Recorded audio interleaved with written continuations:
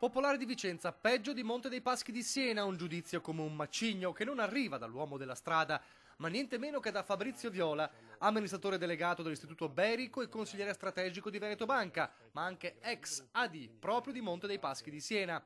Il suo intervento ai microfoni di Radio 24. Francamente l'ho trovata peggiore nel Veneto rispetto alla situazione del Montepaschi della fine del 2011 e la differenza sostanziale è che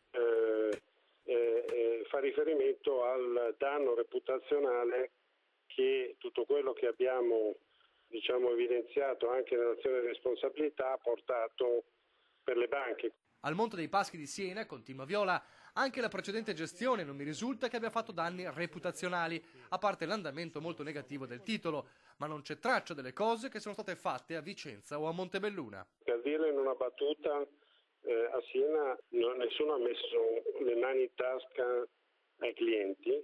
Intanto si profilano gli orizzonti, a partire dai 6,5 miliardi di euro individuati dalla BCE per la ricapitalizzazione precauzionale della Popolare di Vicenza.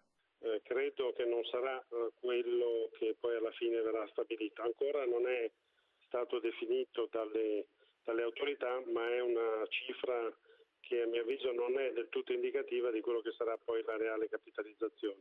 Per arrivare all'auspicata fusione. C'è bisogno che il progetto di fusione dia vita a una banca più solida rispetto a quelle che sono state, alla solidità che hanno dimostrato le due banche singole, più efficiente